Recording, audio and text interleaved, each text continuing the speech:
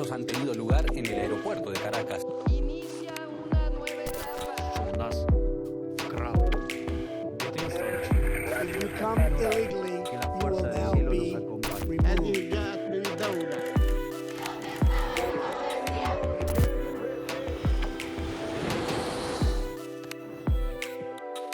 La cuarta transformación de México.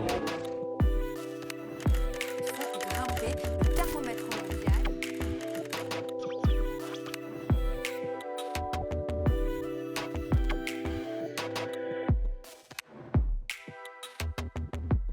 Bienvenidas y bienvenidos a Mextranjeros, el programa donde corresponsales internacionales nos hablan sobre los temas que más nos interesan.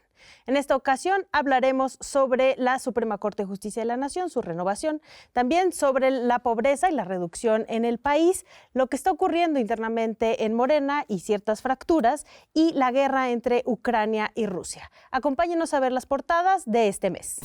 El IPC confirmó que la ciudad de Gaza sufre hambruna bajo los criterios de fase 5. La más grave en su sistema de clasificación de seguridad alimentaria. La ONU responsabiliza al Estado israelí de los altos índices de mortalidad por inanición y desnutrición aguda que sufren los palestinos, sometidos a desplazamientos masivos y severas restricciones para acceder a la ayuda humanitaria. El análisis, desestimado por Israel, calcula alrededor de 514,000 palestinos afectados. El pasado 17 de agosto se celebraron elecciones presidenciales en Bolivia. Tras la obtención de resultados, se confirmó una segunda vuelta que se llevará a cabo en octubre entre los candidatos conservadores Rodrigo Paz y Jorge Tuto Quiroga. Estos comicios marcaron el fin de casi 20 años del predominio del partido de izquierda MAS, partido que llevó a Evo Morales al poder. Donald Trump ordenó el despliegue de la Guardia Nacional en Washington, D.C. y el control de la policía local con más de 2,000 efectivos, algunos de ellos autorizados a portar armas. En respuesta a esta intervención, grandes multitudes protestaron contra la militarización de la ciudad y expresaron su rechazo al régimen del presidente de Estados Unidos.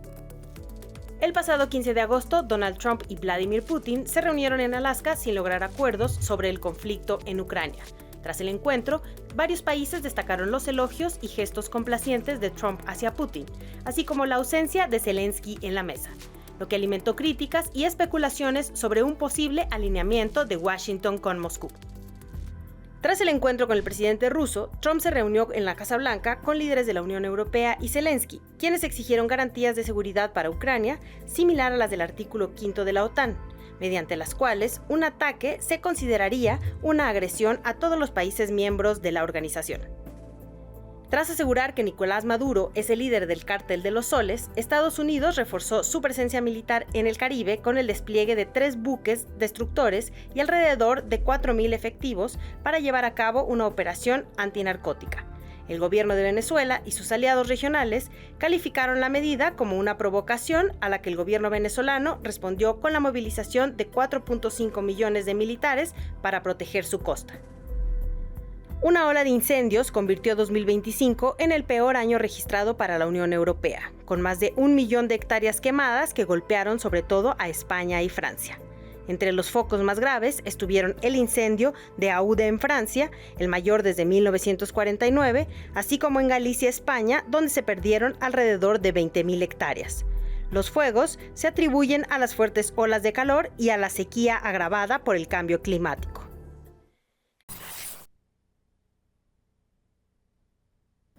Muchas gracias porque nos acompañan en esta transmisión de Mextranjeros. Como ya es usual, tenemos aquí a las corresponsales o los corresponsales que nos traen los temas de los cuales hemos hablado en el mes. Y vamos a empezar con Georgina Cerega, argentina, periodista de Al Jazeera. Bienvenida, ¿cómo estás? Que además está estrenando el libro.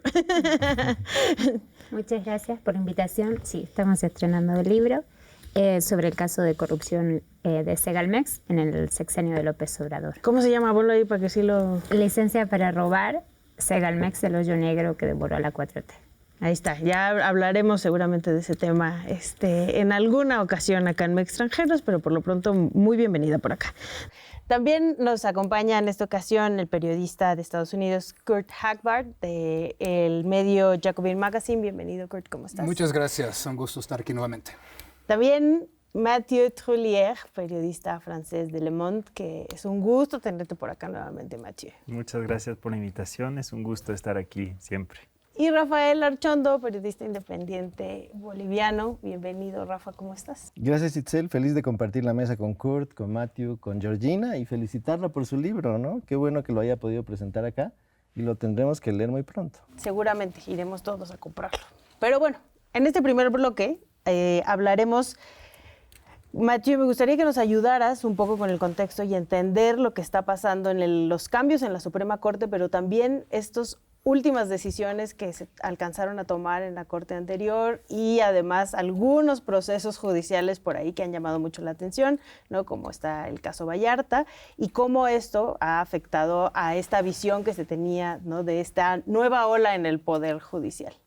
Bueno, pues quise recordar el contexto de dónde viene la nueva Suprema Corte, el nuevo sistema judicial, ¿no? Viene de la reforma judicial controversial que pasó, que impulsó el expresidente Andrés Manuel López Obrador, que aprobó una mayoría legislativa de Morena gracias al apoyo de último minuto pues de figuras muy controvertidas también, del PAN de Veracruz, los Yunes, y que pues dio pie a la elección judicial, ¿no? Que también ha estado pues marcada por cuestionamientos algunos justificados, otros no tanto, pero que llegó a una conformación de una Suprema Corte, de un nuevo Tribunal de Disciplina Judicial, de una nueva integración del Tribunal Electoral, pues muy afín, digamos, al gobierno federal, ¿no? Que es la principal crítica. Pues ya tenemos un poder judicial ya muy alineado con el Ejecutivo, con la presidenta y con intereses pues, de Morena, ¿no? Y a nivel local, no solamente con Morena, sino alineados con los gobiernos estatales que participaron en la elección judicial. Entonces, pues queda mucha expectativa, ¿no? Porque hay muchas promesas de que gracias a esta nueva Suprema Corte, gracias a este nuevo Poder Judicial, pues se va a acabar con la corrupción, se van a agilizar los juicios, ya no va a haber juicios de muchos años, sino se va a hacer una justicia más expedita, una justicia más cercana al pueblo. Esas son las promesas, falta ver si en los hechos pues se traduce en una realidad, ¿no?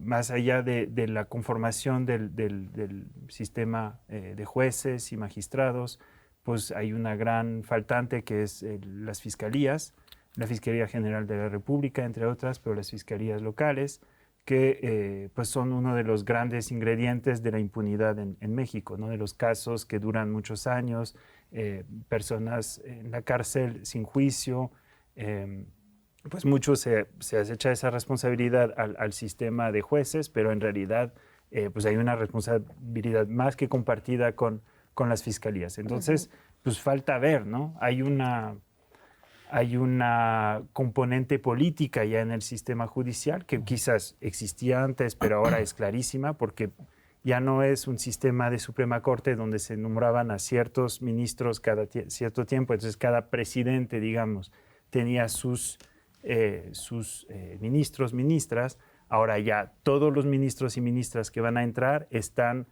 cercanos o muy alineados con el poder ejecutivo o con Morena. Entonces habrá que ver esto de qué manera se traduce en los hechos. A nivel local, problemas logísticos creo que bastante serios, que son el hecho de que haya jueces que hayan hecho campañas, por lo tanto hayan hecho promesas de campaña, cuando pues se supone que la justicia no está sujeta a moneda de cambio. A moneda de cambio, a negociaciones, etcétera. Sí la había, o sea, no hay que ser ingenuos, sí había un tema de corrupción y de favores y nepotismo, etcétera, pero ahora habrá que ver con estos jueces ya instalados en cargos, en lugares pues con compromisos locales, pues cómo se va a traducir, ¿no? Porque había un tema creo que relevante, que era un juez, una jueza en Jalisco, por ejemplo, pues si tenía una amenaza de un grupo criminal local, pues se podía desplazar a otro lugar, ¿no? El Consejo de la Judicatura podía moverla. En esta nueva distribución, en este nuevo sistema, ya no hay manera. Claro. Entonces, uno está en un cargo por cierto tiempo y no hay forma de moverse de ahí. Entonces, habrá que ver a nivel local cómo se resuelve pues ese tipo de problemas que son muy serios, ¿no? Entonces, pues por el momento quizás no hacer juicios adelantados, señalar que sí hay esta componente política muy clara, muy marcada dentro del sistema judicial y pues ver cómo se resuelve en el día a día, ¿no? Yo creo que nadie aprende en cuerpo ajeno, ¿no? Generalmente uno aprende cuando tiene la experiencia propia, pero creo por lo que cuenta Matthew y lo que hemos estado viendo, que lamentablemente México está transitando por la misma experiencia de Bolivia. Bolivia ya tuvo 3 elecciones judiciales y todo lo que Matthew dice ahorita es lo que Bolivia ha tenido que sufrir en este periodo muy largo, ¿no? Que va desde la primera elección, que fue en 2011, luego la de 2017 y la de 2024. Lo que nos muestra esa experiencia, y creo que México no quiso aprender de aquello, ¿no? Porque, repito, todos aprendemos en cuerpo propio, es que el efecto de una elección sobre un poder del Estado, inevitablemente lo sabemos por el Congreso, lo sabemos por el Poder Ejecutivo. Una elección, cualquiera que ésta sea, inevitablemente electoraliza el poder que se constituye una vez que se emite el voto. Significa que la variable de la que dependen los elegidos es la variable electoral, es decir, el ánimo de la gente, el ánimo de los electores, el interés, digamos así, que está inserto en la sociedad y que se organiza de alguna manera a través de partidos políticos, a través de posturas ideológicas, ¿no? Y en Bolivia es eso lo que sucedió, es decir, los jueces empezaron a entender que su destino como magistrados, como personas, digamos, del derecho, estaba en las elecciones y no en la aplicación del derecho. Es decir, comenzaron a ocupar horas y horas de su vida diaria a organizar su próxima campaña, ¿no? Y creo que ese es el elemento nocivo que México ha introducido. No entiendo bien por qué. Probablemente con una buena intención de mejorar el Poder Judicial, que sabemos era un desastre, pero introduciendo este ingrediente que en vez de mejorar, hace aún más pernicioso el sistema judicial, ¿no? Y cito nada más un ejemplo muy cercano de Bolivia. Acaba de ocurrir la elección del 17 de agosto. La primera corrida de los jueces bolivianos es comenzar a liberar a los que habían perseguido y apresado durante el periodo anterior. Como Bolivia cambió de signo ideológico, ha dejado de lado los gobiernos de izquierda que regían bajo Evo Morales, ahora Bolivia está en el otro lado del espectro ideológico. Los jueces casi automáticamente al día siguiente de la elección se dan cuenta, cambió la correlación de fuerzas, si queremos quedarnos como jueces necesitamos que nos aplauda el poder político que ha emergido, ¿no es cierto? Y en estos días se está hablando de la liberación de todos los presos políticos que en algún momento pasaron a la cárcel por las mismas razones y circunstancias por las que ahora van a ser liberadas, ¿no? Bueno, para contestar un poco la pregunta, ¿por qué no hacer la reforma? Creo que sería pues pertinente un repaso de cómo llegamos hasta aquí, ¿no? Realmente lo que estamos viendo es el final de una época, ¿no? Es la época de la Corte de Cedillo, de 95, ¿no? Finales de 94, el Cedillazo, ¿no? Cuando Ernesto Cedillo en su momento, pues hicieron una reforma muy a modo y Cedillo personalmente nombró, ¿no?, los miembros de la Suprema Corte, que hace poco Raimundo Riva Palacio, ¿no?, que obviamente pues muy aliado a este régimen de ese entonces, admitió que era una corte a modo, ¿no? Esto era para construir una corte post-TLC que iba a administrar el Estado mexicano post-TLC. Vivimos en esta corte desde 95 hasta ahora, ¿no?, con las consecuencias que hemos visto, ¿no? Recientemente hemos visto todo tipo de casos, ¿no?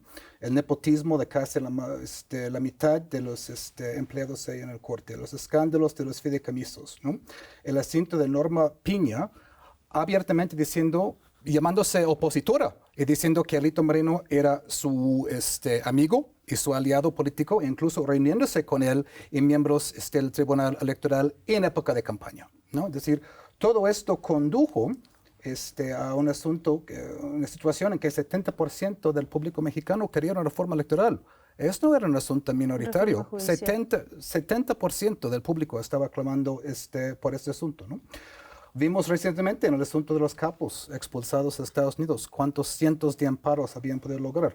Entonces, la idea de que algunos dicen que esto va a perjudicar la autonomía de la Corte, nunca hubo tal autonomía. Nunca hubo. ¿No? Nunca hubo ni de los gobiernos decididos en adelante, y menos de las empresas, las corporaciones multinacionales como Iberdrola y demás, ¿no? Ahora hay que ver hacia adelante, ¿no? El caso de Bolivia es uno. También hay el caso de Estados Unidos. 40 de 50 estados eligen jueces. Tampoco ha caído del cielo, ¿no? Tampoco ha sido una panacea, pero tampoco ha caído del cielo. Y yo no veo nada malo en transparentar el asunto de las cortes. Justo cuando vimos en el sistema anterior, con este Consejo de la Judicatura, nunca lograron castigar un solo juez en todo ese tiempo. Ni uno solo. Georgina, para cerrar este bloque, ¿esto es suficiente, digamos, esta reforma para lo que pide la gente? ¿No? Como vemos casos, además, como el de Ismael Vallarta, 20 años sin obtener, ¿no?, un juicio, ya deja tú una sentencia. Con esta reforma, que creo que ese es realmente el asterisco, realmente vamos a obtener unos procesos, porque Mathieu ya hablaba de las fiscalías y de cómo faltó esta parte en las reformas. Sí, no, yo no creo que sea suficiente. Creo que, de hecho, lo de las fiscalías es la gran deuda de todo esto.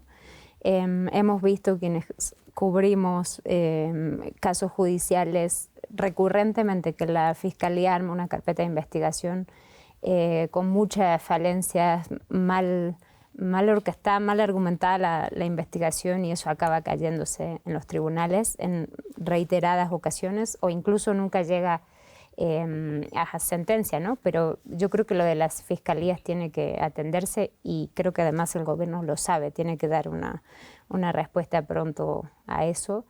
Yo creo que en respuesta un poco a lo que decía Kurt, no creo que el hecho de que no haya existido independencia judicial nos abra la puerta a justificar que no haya, ¿no es cierto? No porque hayan robado antes vamos a dejar que sigan robando ahora, ¿no? Pues no sabemos, apenas está empezando. Claro, pero creo que hay que tenerlo en cuenta y hay que seguir pidiéndolo, ¿no? Y creo que además los jueces van a tener la responsabilidad de demostrar que no porque hayan sido apoyados por Morena están votando todo a favor de Morena.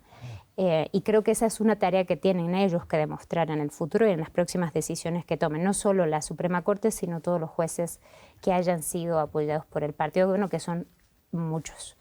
Y en los estados también, o sea, Chihuahua y Guanajuato por el PAN, por ejemplo, ¿no? O sea, que más bien en los estados están a modo los jueces, dependiendo de quién esté en el gobierno. Exacto, creo que incluso no solo la sociedad, sino los periodistas deberían poner el ojo sobre todas esas decisiones, sobre todo las que tengan que ver con cuestiones políticas, y exigir a todos los jueces que, más allá de que hayan sido apoyados por un partido, tengan cierta independencia judicial, porque si no podemos acabar en un caso como contaba Rafael de Bolivia, y no queremos que eso suceda. Pero bueno, siento que todavía hay mucho por recorrer. Yo soy cuidadosa, me parece que hay que esperar para que lleguen y que empiecen a actuar, y luego empezar a evaluar la actuación que tengan. Y tal vez la próxima vez la oposición va a querer votar y no boicotear la elección. Tal vez ahí pues podría haber otros jueces que no sean de una tendencia. Sí, de hecho en Bolivia la oposición decidió votar un tiempo, el 24 votó y ganó, todos los jueces son de oposición, pero creo que la solución no es que los jueces sean ni oficialistas ni opositores, sino que sean jueces. Creo que esa es un poco la salida. Creo que con ese comentario nos podemos ir a un corte, ¿no? La chamba ya está y apenas está iniciando este proceso, como bien decía Kurt. Regresamos justo para hablar del tema de la reducción de la pobreza en el país, que ha estado este mes en todos los medios y todos lados. Regresamos a Extranjeros, no se vayan.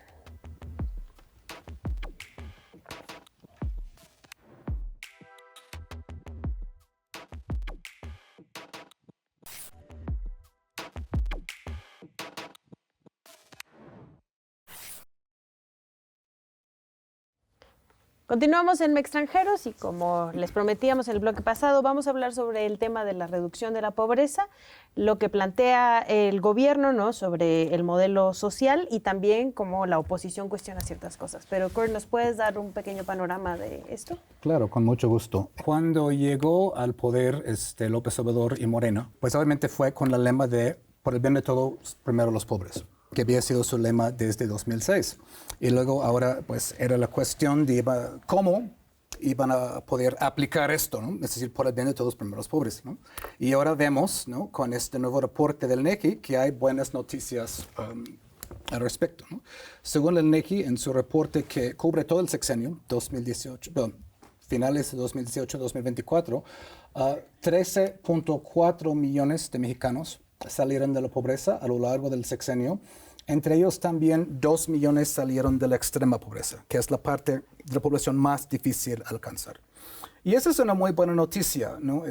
Mucho se habló en su momento del reporte del Coneval, que salió en 2023, hablando del periodo 2018-22, que habló de 5.1 millones saliendo de la pobreza. Esto es casi el triple de eso, o el doble y más, ¿no? Entonces, es un poco la cuestión de cómo se logró eso y qué falta por hacer. Obviamente esto no es el fin de la fiesta del asunto, ni mucho menos, ¿no? Lo del INEGI mide lo que se llama pobreza multifactorial, que es pobreza de ingresos más una carencia en o educación, o en salud, o en servicios, o en vivienda, cosas así. Entonces tienes que estar por debajo del umbral de la pobreza y además tener una de estas carencias. Entonces, para atacar, obviamente, un problema multifactorial, la solución de la 4T hasta ahora ha sido de atacarlo desde varios ángulos, ¿no? Primero, pues, los muy cacareados programas sociales que conocemos, que fue la pensión universal, becas, Sembrando Vida, Jóvenes Construyendo el Futuro, apoyo a madres solteras, discapacidad y esta parte conocida. Pero de hecho, según Luis Munguía, que está en la Comisión de Salarios Mínimos, casi la mitad de esta reducción de pobreza resultó de un factor que fue el aumento del salario mínimo. Esto fue clave, el aumento del salario mínimo, porque tuvo un efecto... era una propuesta de Andrés Manuel desde la campaña. Y es interesante que hablamos en Más Yosari el miércoles pasado. Luis Munguía investigó mucho el tema y le llegó a la conclusión hace años que aumentar el salario mínimo no iba a conducir a un efecto inflacionario. Y correcto, ¿no? Ahora la inflación aquí está como en 3.5, 3.6.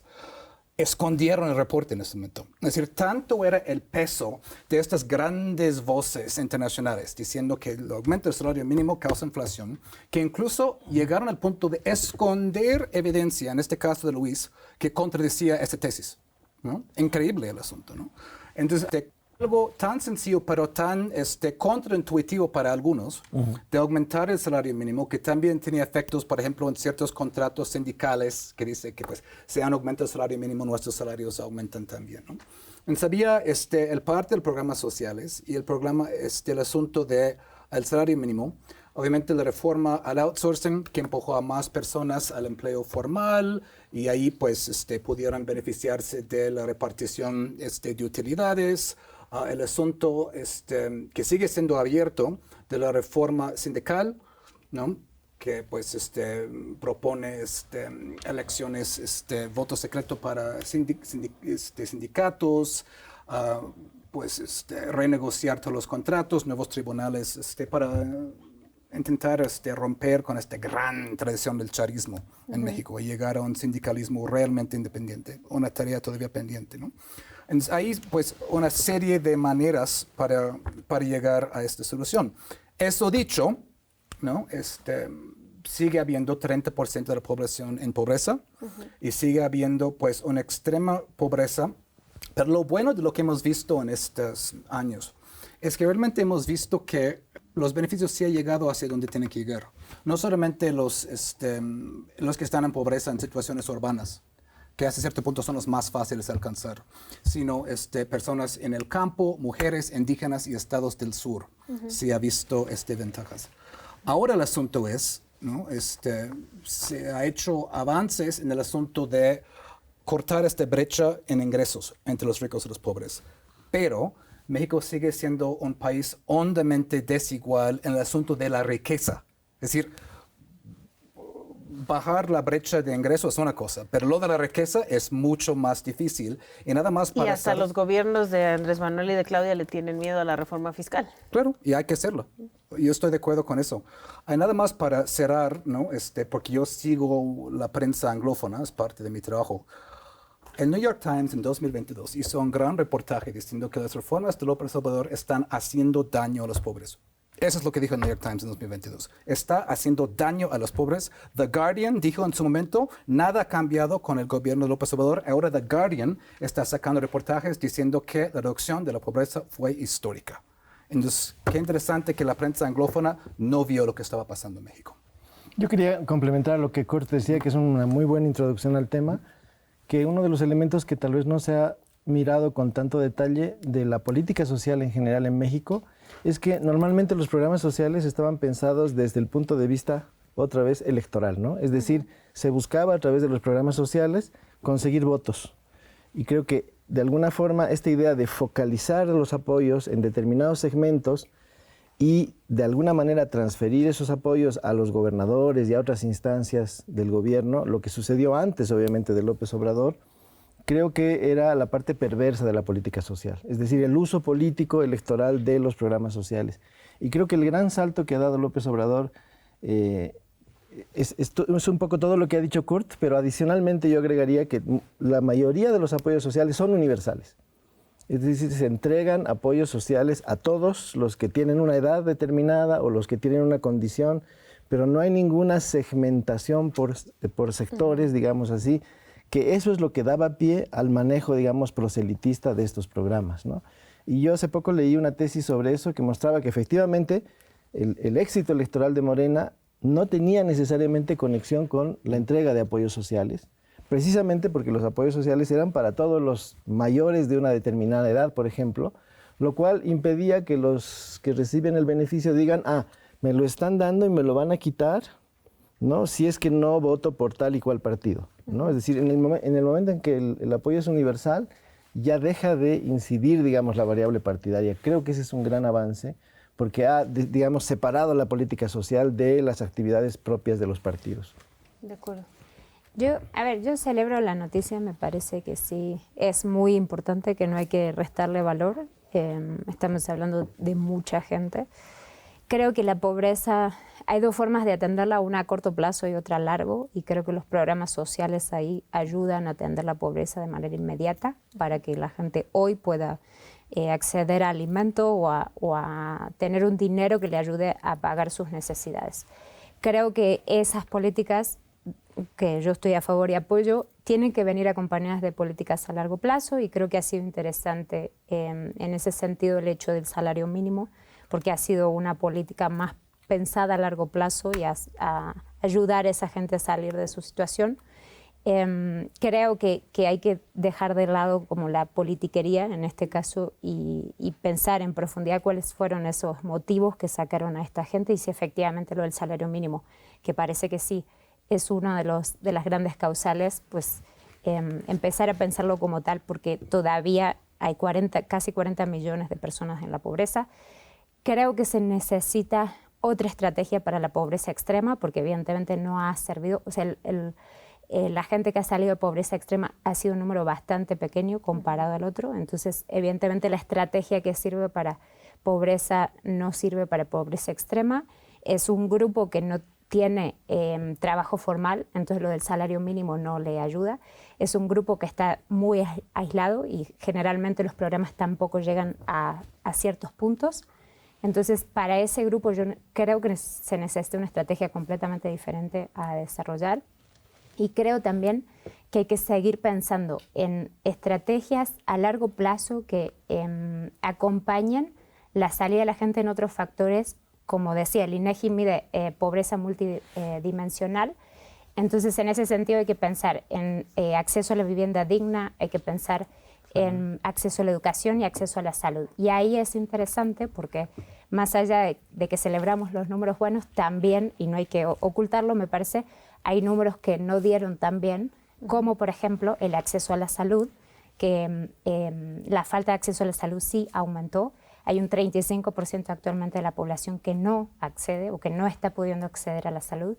Y también hubo un aumento en la cantidad de gente que se contempla dentro del rezago educacional. Entonces, esos dos factores yo creo que todavía son como pequeñas deudas que hay que atender para poder seguir avanzando. Mathieu, ¿quieres cerrar el bloque? Pues prácticamente recordando que el salario mínimo era criminal, o sea, era anticonstitucional y era criminal. Pues con un salario mínimo no se podía abastecer de comida a una familia, ¿no?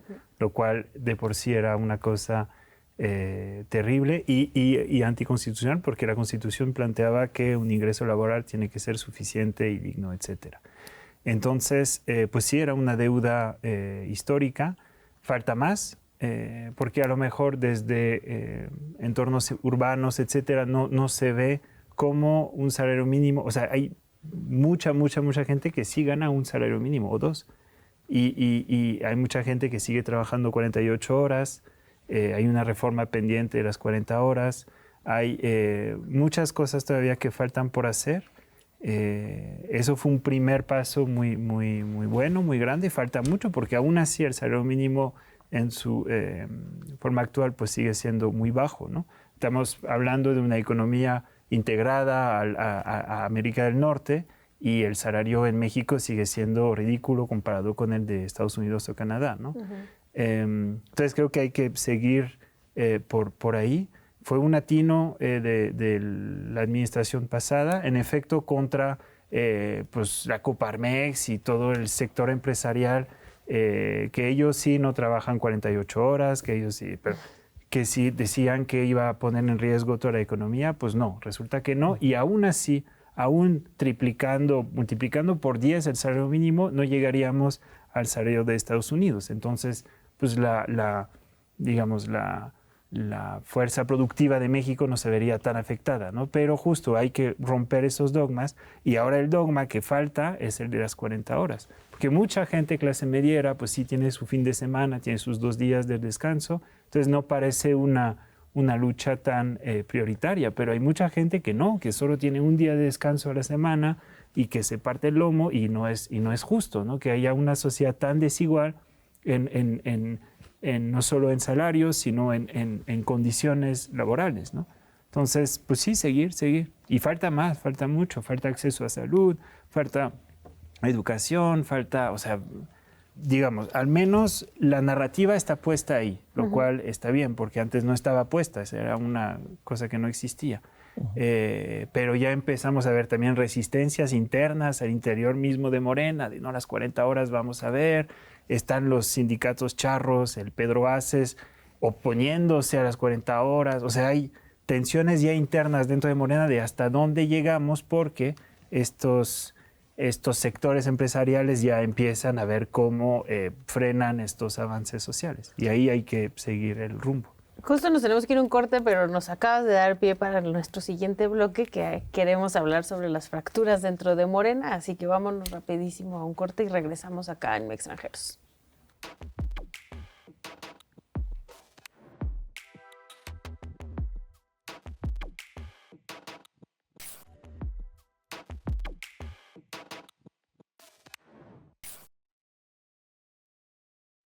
Regresamos a Extranjeros y quiero empezar contigo, Georgina, para que nos platiques un poco sobre lo que ya adelantaba un poco Mathieu, estos estira y aflojes dentro de Morena, ¿no? Que al final es muy común en los partidos políticos, pero más en un partido que se fue conformando, que es un movimiento social y se fue conformando de personas que estaban incluso en otros partidos políticos.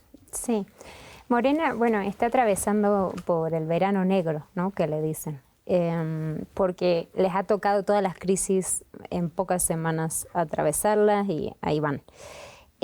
Veíamos el año pasado a quienes cubrimos la campaña presidencial de Sheinbaum, ya nos decía el equipo de Claudia que en vista a los resultados que iban a obtener, su oposición o su mayor problema iba a estar dentro del partido, porque hoy lo estamos viendo, la oposición está casi despintada, no figura mucho, no tiene casi poder, y es el propio Morena quien hace todo y se discute solo.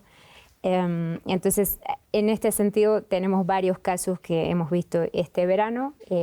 Quizás, bueno, uno de los últimos fue las vacaciones de lujo que han tenido diferentes representantes del partido. Uno fue el hijo de Andrés Manuel López Obrador, Andrés López Beltrán, se fue de vacaciones a Japón y, bueno, y vimos que hizo unos gastos que no coinciden con el discurso de austeridad que tiene el partido, ¿no es cierto? Con noches de hotel en sitios en los que les cobran 7.000 pesos la noche o comidas incluso, como publicó Aristegui, de 47.000 pesos. Entonces, en ese sentido, ese es uno de los casos. Luego hemos visto a Mario Delgado, a Ricardo Monreal, a la familia Yunes vacacionar y yo creo que se acumulan, ¿no es cierto?, y que van de alguna forma erosionando este discurso de vivir en la justa medianía, de gobernar o ejercer el poder con humildad. Y todo esto en realidad yo creo que no golpea más que al propio partido. O sea, un partido que se configuró en torno a una figura tan potente, tan fuerte, tan omnipresente, que a partir de su salida del gobierno, que ya no sabemos si está o no, si opera desde detrás del escenario o no opera, pero ciertamente hay muchas figuras que se presentan como intermediarios, ¿no es cierto?, de López Obrador, pero lo que sucede con un partido así es se genera un vacío con su salida, y ese vacío se esperaba o se veía que iba a posiblemente sea ocupado por Claudia Sheinbaum, pero bueno, no lo está logrando, no está pudiendo acarrear a todos hacia el mismo lugar. Yo creo que la presidenta, como bien sabía el año pasado, está teniendo un problema muy grande dentro de Morena, sobre todo porque tiene rebeliones, ¿no es cierto?, que no puede controlar. Otro problema grande que ha tenido el partido ha sido la vinculación de Adán Augusto López posiblemente con el narcotráfico a través de su secretario de Seguridad, Bermúdez Requena, y cómo Morena ha logrado en el Senado evitar que este tema se tratara y evitar que saliera Adán Augusto, por lo menos mientras la investigación dura. Pero lo cierto es que se han publicado audios que han vinculado al senador con esta red de crimen organizado que operaba en su estado y no nos han dado mucha respuesta, ¿no? Y ya hemos visto en otras ocasiones que luego Morena actúa en bloque para tapar este tipo de cosas. Otro caso muy puntual, reciente, ha sido el de Cuauhtémoc Blanco, que no han dejado que se le investigue de manera correcta a partir de la denuncia de violación que presentó su hermana en Morelos. Entonces, todas estas cosas yo creo que van sumando problemas que desgastan este discurso de somos diferentes, ya no gobierna el PRI. Bueno, en términos prácticos luego vemos que muchas veces repiten esas prácticas y bueno, vamos a ver a lo largo si esto tiene un costo político real o simplemente se queda como en el debate de los periodistas muchas veces. Complicado, ¿no? Yo creo que, bueno, se está creando una hegemonía, lo sabemos. La hegemonía priista ha sido sustituida por la hegemonía de Morena después de un largo periodo, digamos, de transición, ¿no? De entre Fox y Peña Nieto. Y creo que lo que habría que preguntarse es qué tipo de hegemonía va a constituir Morena, porque no es tan mal que haya una hegemonía, es decir, es algo muy mexicano que una organización política tenga una hiperconcentración de respaldos y comience, digamos, a organizar la vida nacional de acuerdo a sus intereses y de acuerdo a sus criterios, ¿no? Pero pues lo ideal sería que no se repitan las características terribles que vivimos con el PRI, ¿no? Esta especie de contubernio de poder donde no existe un debate interno, donde no existen corrientes internas. O sea, lo deseable sería que aunque Morena gobierne, dentro de Morena existiera una vida tan activa, tan intensa y tan libre, ¿no?, que permitiera precisamente este tipo de cosas. Pero creo que todavía está funcionando la idea de que si la presidenta, en este caso, convalida o decide silenciar algunos elementos o no ingresa, digamos, en el terreno interno, entonces todo queda solamente como una denuncia que lentamente se va difuminando o va siendo sustituida por otros escándalos, y lo que no tenemos es un procesamiento concreto. Y creo que un poco eso nos está mostrando también el modo en que se ha constituido esta hegemonía. Es decir, por un lado está el respaldo electoral, lo que Kurt decía, el respaldo ciudadano tan evidente, tan nítido en favor de un cambio, pero también digamos, eso se ha ido combinando con una serie de pactos, ¿no? Me parece que esos pactos a nivel de los estados en ciertos lugares, lo que tú decías al inicio, que otros líderes y gente de los partidos que han sido, digamos, destituidos de alguna manera por ese respaldo popular, se reorganizan y vuelven a aparecer. Y ese tipo de pactos, su solidez, es lo que de alguna manera está complotando con la construcción de una hegemonía que a lo mejor podría ser más democrática, más horizontal, con más condiciones para digamos, conseguir referentes alternos. Y me quedo en el ejemplo de Cuauhtémoc, ¿no? Que hubiese sido ideal que todas las mujeres de Morena se hubiesen puesto en un solo bloque para cuestionar, así no lo hayan logrado, para cuestionar claramente y tener una posición disidente. Y creo que eso es lo que más está faltando en Morena, que al interior del partido hubiera posiciones disidentes y que esas posiciones disidentes fueran respaldadas y se convirtieran en la normalidad. Si eso pudiera darse, pues podríamos a lo mejor pensar en una nueva manera, digamos, de organizar el poder en México. Yo creo que lo del pragmatismo de López Obrador, ¿no? Para llegar al poder, de hacer todas estas alianzas medio inconfesables con poderes fácticos, con gobernadores del PRI y del PAN que fueron retribuidos a cambio de que ganara Morena en su estado, con embajadas, como si fuera un sistema democrático, pues pierdes, ¿no? Aquí, no, te vamos a agradecer por no haber actuado. Entonces, es muy ambiguo, ¿no? Cómo las bases de Morena en muchos estados se vieron pues, robadas, ¿no? O sea, militantes de décadas que han seguido a López Obrador, que de repente ven al alcalde de siempre, del PAN o del PRI, que se vuelve candidato de Morena, y cómo estas voces fueron apagadas en su momento.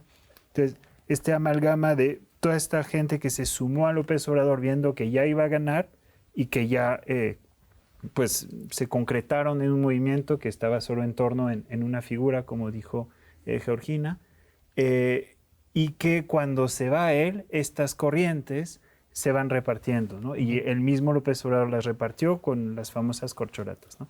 Sheinbaum, que es como la pureza del movimiento, entre comillas, ¿no? No se le sabe nada de corrupción, tiene un equipo, es científica de la UNAM, no se le sabe un caso grave de corrupción ni nada. Presidenta, con su equipo más o menos, ¿no? Excepto quizás García Harfuch, que tiene ahí sus cosillas. Pero ya después vemos la parte pragmática del poder. Adán Augusto López, pues ya impresentable, que sigue siendo el líder del Senado. Ricardo Monreal, también ya medio impresentable en la Cámara de Diputados. Y estos, o sea, se odian, esos tres poderes se odian entre sí, ¿no? Entonces, pues, ¿cómo amalgamas otra vez un movimiento en torno a una figura cuando no hay ya ni el respeto por la figura presidencial, no se le debe nada a Sheinbaum? Ricardo Monreal ya dijo que su reforma electoral va a pasar por él y que él va a tener la última palabra. O sea, ya se ve que o ella pone un golpe en la mesa de, a ver, yo ya soy la presidenta y se alinean conmigo, o vamos a ver otra vez estos cotos de poder en el Senado, en la Cámara. Ahorita va a venir el nombramiento de la Auditoría Superior, probablemente Ricardo Monreal va a querer acapararla. O sea, vienen esto, luego vienen los estados, pues con pues también candidatos medio impresentables que están fagocitando Morena, y ahí pues va, o sea, movimiento de Morena, como lo vimos con López Obrador, ya no existe, ¿no? O sea, ya no hay una figura que manda de manera vertical y todo el mundo obedece. Ya hay una persona que manda desde arriba y todos dicen en público que sí obedecen, pero en realidad cada quien hace lo que tenemos quiere. un minutito, pero me gustaría cerrar contigo. Tengo todos mis apuntes aquí, ¿no? ¿no? Bueno, brevemente, y tal vez podemos retomar un poco en el último bloque para redondear. Para mí el conflicto mayor en Morena se resume en algo que vimos en las últimas semanas. Cuando llegó a México el vicecanciller del Departamento de Estado, Christopher Landau, que antes había sido embajador, llegó aquí justo en este momento un miembro, ¿no?, del Comité Estatal de Morena de Jalisco publicó un tuit diciendo básicamente en el contexto de lo que estaba pasando en Los Ángeles, ¿no? Saben lo que pueden hacer con mi visa, ¿no? Como protesta justamente al genocidio en Gaza y lo que está facilitando Estados Unidos. Dice Christopher Landau en X, pues yo ordené que cancelaran su visa, ¿no? Pues haciendo un doxing, haciendo un pésimo papel. Es decir, un vicecanciller no debería estarse metiendo con alguien en X acerca de su visa. Pero desde Morena, ¿qué hicieron? En lugar de defender a esta persona del partido, básicamente le dieron la razón a Christopher Landau, ¿no? Esto tal vez pues vino presiones desde presidencia, que no hay que decir cosas ahora porque estamos en un momento de negociaciones delicadas, pero entonces, ¿cuál es la diferencia entre presidencia y partido? Y tal vez en el otro bloque. Tengo otro minuto más para atender. Nos tenemos que ir al siguiente bloque, pero muchas gracias, Kurt. Necesitaba este último giro. Regresamos rapidísimo acá a Extranjeros.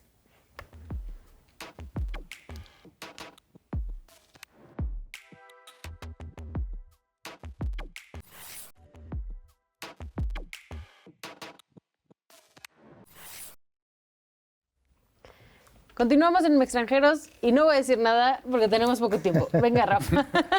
Bueno, nos hemos propuesto en este brevísimo bloque hablar un poco de la geopolítica mundial, salir de México y ver un poco más allá. Y yo diría únicamente que, bueno, en los últimos meses, diría yo, se ha estado discutiendo sobre si Donald Trump debía o no ser nombrado Premio Nobel de la Paz, ¿no? De alguna manera se dijo eso en un principio y hubo quien incluso lo dijo en serio. Y creo que sí, efectivamente, al principio había la sensación de que Donald Trump podía resolver las cosas en media hora. Y conversábamos con Kurt antes del programa que efectivamente pues no sucede realmente esto. Lo que vemos es en general una política muy improvisada, una política que va dando brincos de Venezuela a Ucrania, de Ucrania a Gaza y luego a California y en fin, ¿no? Entonces, de alguna manera yo creo que Donald Trump lo que está buscando en general es tener una política de relaciones públicas que lo mantenga en los titulares de manera permanente, que valide, digamos, su llegada a la presidencia como un importante cambio en la política exterior de Estados Unidos, que se note que hay una diferencia enorme entre él y Biden, pero que los resultados en general son muy pobres. Y yo creo que en gran medida porque Estados Unidos ya no tiene el poder que tuvo. Me parece que ese es un elemento clave, es decir, estamos a pesar de Trump en un mundo muy multipolar, cada vez más multipolar, donde, por ejemplo, en las últimas elecciones en América Latina todos hablaban bien de Trump, pero decían que no podían vivir sin sus relaciones con China, ¿no? Que ya es un elemento indispensable en la región.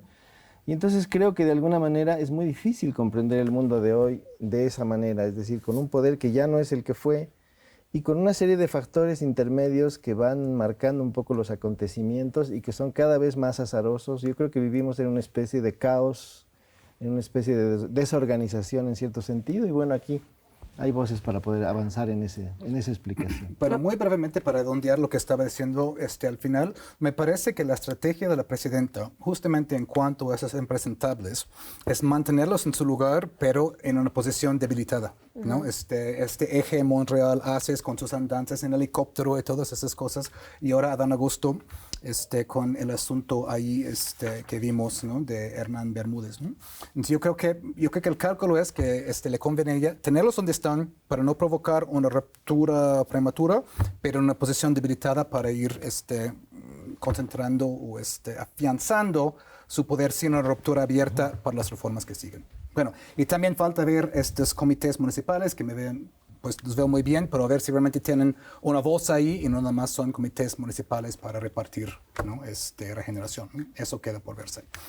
Muy brevemente en cuanto al asunto Rusia-Ucrania, pues ahora Occidente está en un gran problema, porque Estados Unidos prometió que iba a doblegar a Rusia, ¿no? A principio de la invasión iba a haber devaluación, iba a haber crisis económica, iba a haber casi una fractura de Rusia en varias partes. Nada de eso ha pasado. De hecho, lo que han propiciado es un triángulo ahora de alianza, no solo entre Rusia y China, pero ahora entre Rusia, China y la India, ¿no? Y ahora están atrapados, están atrapados ahí porque pues, tienen que declarar una derrota en Ucrania, que nadie quiere, ¿no? Trump menos declarar pues, que fue el presidente que perdió a Ucrania, pero al mismo tiempo Trump quiere ser un pivote a otras partes del mundo, ¿no? Tiene su lista, ¿no? Irán, Venezuela, mayormente China, pero no puede tan fácilmente, se sigue atrapado ahí. Y luego, pobre de Europa. Es curioso que conforme Estados Unidos va en declive en su poder relativo en un mundo multipolar, más incrementa el vasallaje de Europa, ¿no? Es decir, en cuanto a comprar gas licuado, en cuanto a básicamente aceptar todo lo que es Trump, incluso Trump y Putin están negociando y Europa queda básicamente fuera o en sillas frente al escritorio de Trump. Pobre Europa, pobre del mundo ahora, a ver qué pasa. ¿Cómo lo ve Europa? Cuéntenos. Muy bien. Pues muy lamentable, ¿no? O sea, no solo sobre el tema pues ucraniano, donde pues sí se vio cómo Trump agarró la batuta y primero se reunió con Putin, después convocó a los jefes de Estado europeos, los dejó esperando en sillas, tomaron la foto para humillar. Luego se reunió con ellos para también con un afán de humillar, pues, y eso en Europa está pues mal vivido en el sentido de que pues ya no se ve a Estados Unidos como un aliado en esto. También la Unión Europea es un desastre ya de cohesión, lo cual se ve en el tema de Ucrania. Hay un frente común, digamos, de querer contener a Rusia, pero no hay ninguna decisión que permita llevar algo, porque cada quien tiene sus intereses. Eso se ve con Ucrania, se ve con Israel. La Unión Europea es incapaz de tener una postura común. Vemos al gobierno alemán que apoya al gobierno de Israel ya con todo. Vemos a varios gobiernos que van a reconocer el Estado palestino. O sea, la Unión Europea está muy desubicada porque hay una tensión entre Estados Unidos, Rusia, China y una falta de cohesión interna pues tremenda, con el auge de la ultraderecha, con corrientes ahí que tensionan mucho, y eso pues lo aprovechan pues los Putin, los Netanyahu para sobrevolar el territorio sin que pase nada, a pesar de que sea un criminal de guerra. Entonces la Unión Europea está muy fragmentada, muy en sus problemas, cada país viendo hacia el interior, no tanto hacia la Unión Europea. Entonces pues eso deja a Putin el margen de maniobra que necesita para continuar, para seguir agarrando territorio ucraniano y negociando con Trump directamente, ya dejando a Europa pues al margen del mundo, ¿no? Bueno, de su política. Solo para agregar, yo creo que lo que hace un poco Trump es abarcar y no dar mucho resultado. No ha estado intentando estar presente en Ucrania, pero también en Gaza, pero también en Irán, pero también en Siria, pero también en Venezuela. Y entonces, pues creo que su política es mucho más vacía de lo que creíamos. Regionalmente creo que nos deja en una posición muy incómoda América Latina con lo que está haciendo actualmente a partir de calificar a los cárteles como organizaciones terroristas y con el despliegue militar en la frontera acuática de Venezuela. Creo que eso debería escandalizarnos a todos. Y no siento que más allá de Cuba, Colombia o México haya una expresión del bloque que sí siento que debería haber. Y ya. Muy bien, lo hicimos muy bien, porque ya nos tenemos que ir de SM Extranjeros. A todas y a todos ustedes les agradecemos mucho que nos hayan acompañado y nos vemos el próximo viernes del siguiente mes acá en TV UNAM. Muchas gracias.